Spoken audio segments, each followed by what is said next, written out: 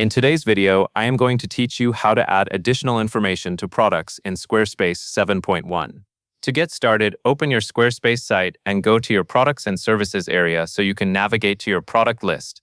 This is where you will manage the items in your store and make changes to the information shown on each product page. Once you are there, find the product that you want to update and select it to open its details. After the product opens, look to the top left corner of the screen and click the Edit button.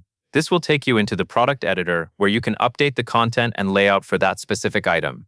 If you are working on a live store, it is a good idea to review the product carefully before saving so you know exactly where your new information will appear. Next, scroll down until you are directly below the main product container. This is the section that includes the product title, price, and the Add to Cart button. That area is important because the additional information you add here will appear in a place that is easy for customers to see while they are viewing the product. Once you are in the correct spot, click to create a form and then add the details you want to include. This is where you can place the extra information that supports the product, depending on what your store needs to communicate. As you enter the details, make sure the wording is clear and organized so customers can quickly understand it. It is also helpful to keep the content concise, especially if the product page already contains a lot of information.